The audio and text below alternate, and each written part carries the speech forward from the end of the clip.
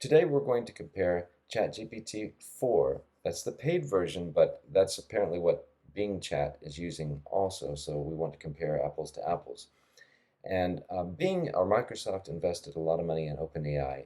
OpenAI is the company behind ChatGPT, and therefore they get to use the same technology. There are differences. Bing Chat has three options: creative, balanced, and precise.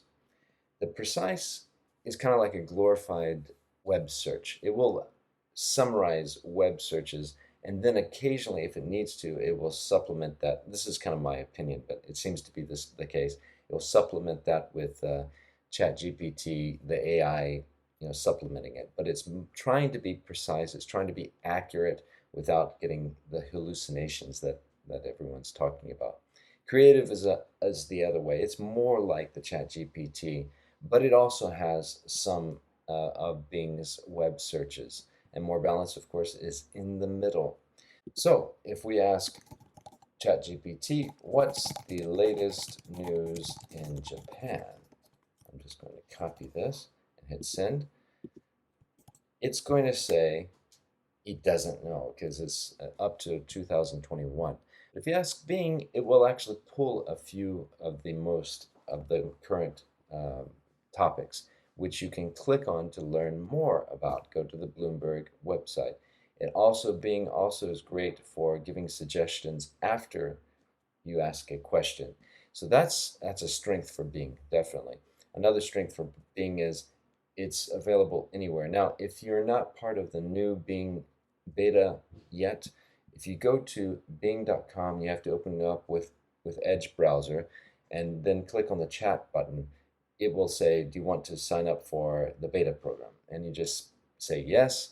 If you're not logged in, you have to log in. And then you wait a couple of days and they'll send you a congratulations, you've been chosen to try out the new Bing Chat. And then you can come in and you can actually use it. And it's totally free and available everywhere. It's amazing. One advantage with ChatGPT, which we'll probably see in a few minutes here, is it formats the information a little bit better than the Bing Chat.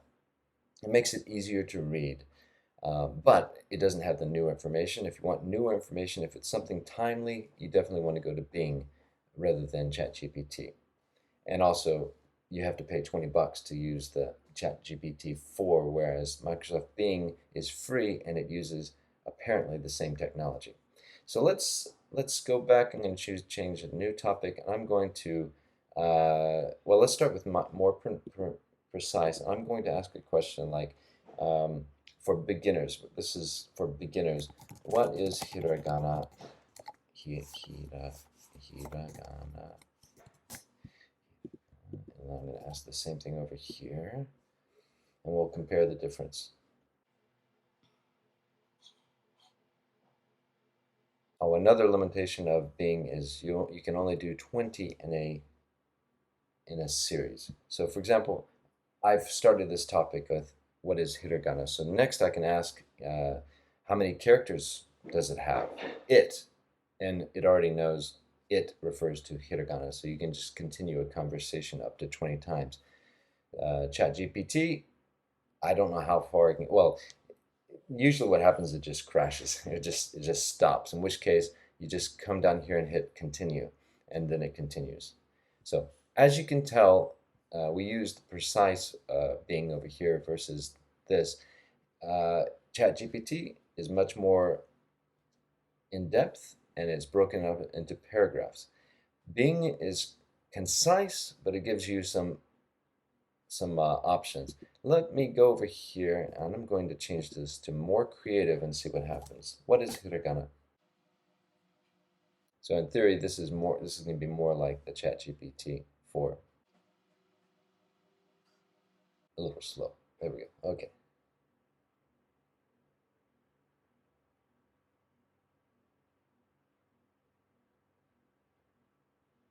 I mean, it gives some good information, but it's still very concise compared to ChatGPT 4.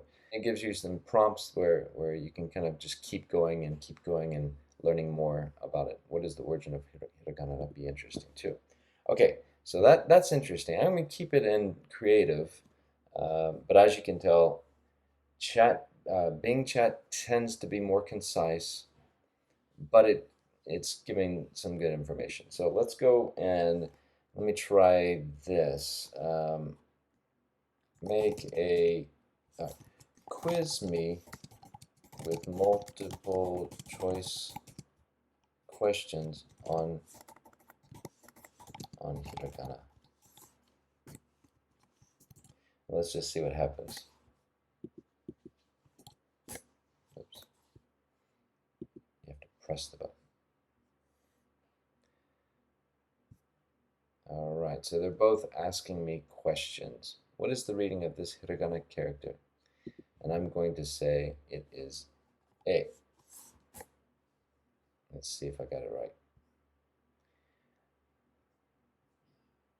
Oh, oh, oh. Correct. Ne is pronounced ne. Good job. What is the reading of this hiragana question? Ho. Now I like how Bing is doing one by one, but as you can see, it's eating up all of our 20, which is okay because you can just start a new topic and ask the same question. All right, but here in ChatGPT, let's do this and give the answers. One is ka is B. Two is mo, which is D. Three is Dakuten version. Oh, that's a little tricky. That's good. So ha with the 10-10 will be ba. So let's do A. And what sound does the hiragana character ne? So that was a little bit more advanced, don't you think? Let's say the hiragana character representing the sound te will be C. Now let's see what happens. Oops. And go. Correct my answers, please. Great job. All your answers are correct. And summary of the questions. And so you know, they're both very interesting.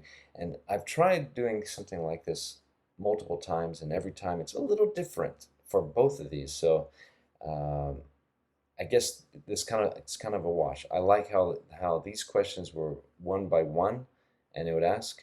But I also like how it gives the answers and a summary of the questions and explains a little bit about that. You can ask follow-up questions with either of these, and it does a pretty good job.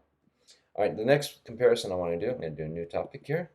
If we can do more precise and ask the same question, I don't think it's going to work, but let's try. Quiz me with multiple choice, just a comparison of being to being, more creative versus concise.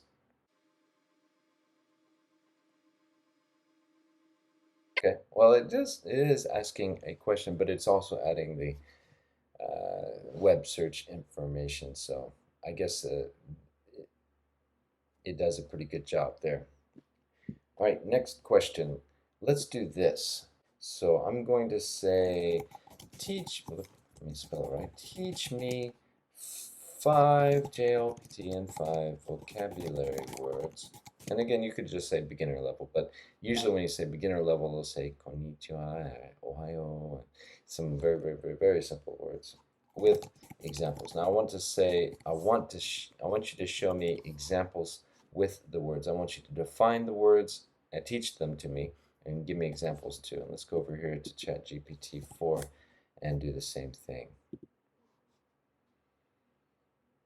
Here are 5 common JLPT and 5. So you notice it seems like ChatGPT, at least today, is a little bit faster, but sometimes I've noticed Bing is faster, so it's not necessarily, I'll say, like spitting it out totally. Bing is definitely faster right now. So this is pretty good. So it gives the words, and then it gives an example, which is what I asked it to do. So I think they're both excellent here. And I mentioned this in the previous video, but use other tools with the tools. So Yomi-chan, which I don't have it set up for Edge. Sorry, let me go over here. Yomi-chan is great for looking up words. And if you install the Pitch Accent Dictionary, you can get that information too. You can play this, which I don't have it set up to play, but if there's a recording of it, you can listen to the sound.